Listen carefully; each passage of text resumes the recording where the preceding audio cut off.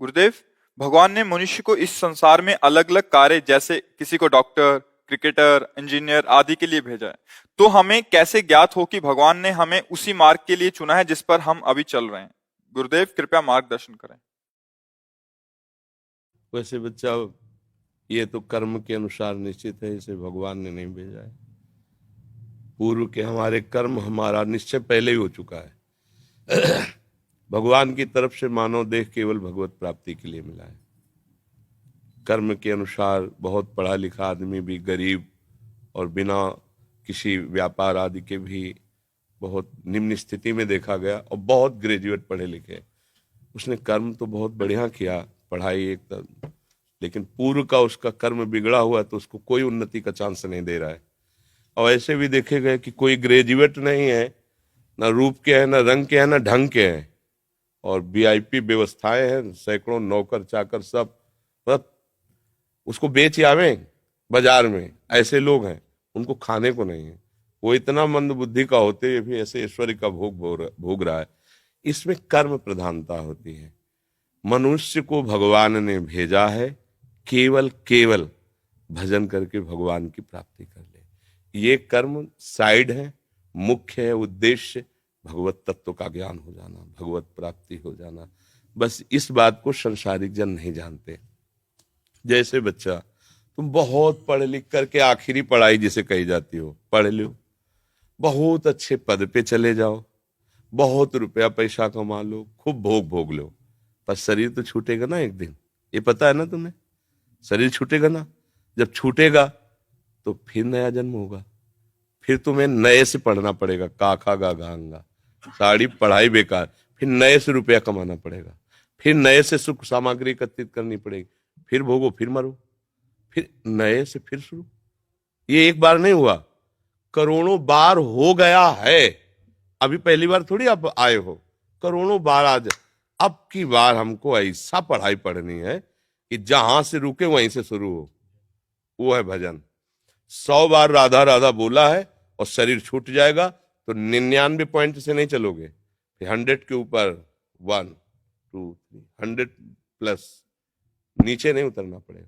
अगर आपको थोड़ा ज्ञान हुआ है तो मरने के बाद जब दूसरा जन्म होगा उसी ज्ञान से, तभी देखा जाता बालक होते हुए बड़ी बड़ी भागवतिक बुद्धि, उसका पूरा खजाना जमा है। बच्चा, जीवन का लाभ है कि राधा राधा बोलो और मन में रखो कि प्रभु मुझे ऐसा ज्ञान दो जिससे मैं आपको प्राप्त कर सकूं, और आपके इस सृष्टि में जो कर्म के अनुसार मुझे सेवा मिले उसे आपकी सेवा मान करके करूं। बस भगवान किसी को सुख या दुख कभी नहीं देते।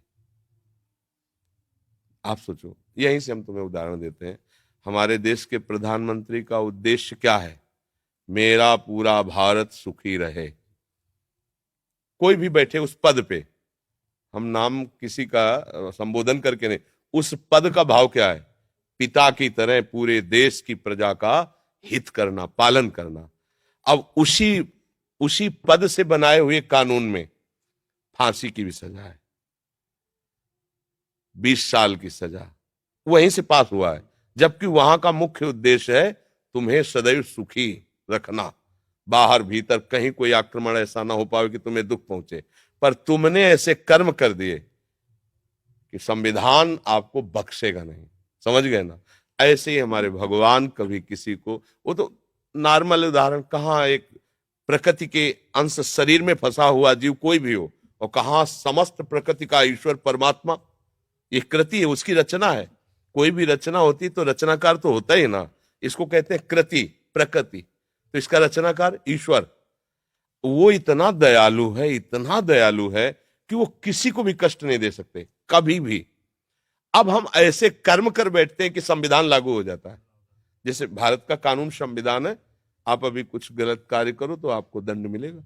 अगर आप 18 के नीचे हो तो दूसरा हिसाब है, ऊपर हो तो उसका दूसरा हिसाब किताब है। तो यद्यपि हमारे देश का राजा नहीं चाहता कि आपको कष्ट मिले, पर आपने कर्म ऐसे कर लिए कि अब आपको भोगना पड़ेगा।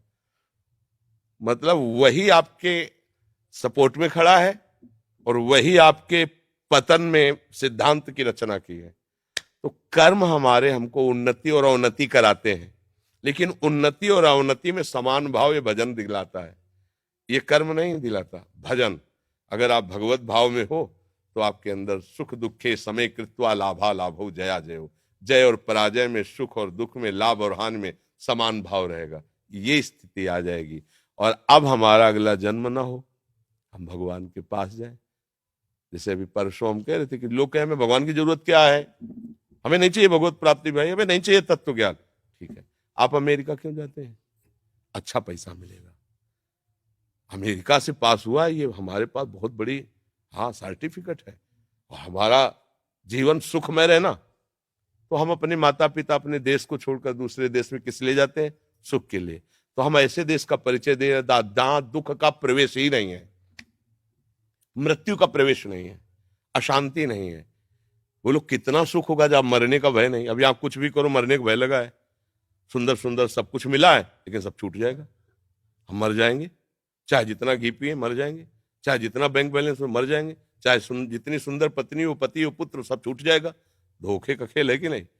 ऐसा एक देश है भगवान का धाम, जहां प्रिया जो लाल जो विराजमान, वहां न मरना है, न बिछुड़ना है, न कमाया है, न परिवर्तन है, चिदानंद धाम। तो भैया सुख के लिए जैसे हम विदेश जाने की तैयारी करते हैं, ऐसे महासुख के लिए हम निकुंज देश जाने की तैयारी करें। वृंदावन धाम चिदानंद, भाई रामोपासक है अवध धाम साकेतपुरी, शिवोपासक है कैलाश धाम। भगवान अपने धाम में बुलाकर जीव को कृतकृत्य कर देते हैं। इसलिए बच्चा पढ़ो लिखो, कर्म के अनुसार जो उन्नति अवनति मिले उसमें समान भाव रखते हुए नाम जप करो तो जीवन का लाभ मिल जाएगा। अभी बच्चे हो, शायद हमारी बात ना समझ पा रहे हो, कुछ तो समझ में आती होगी जी। Thanks for watching my video. Please like and subscribe to my channel and click the bell icon to get new video updates.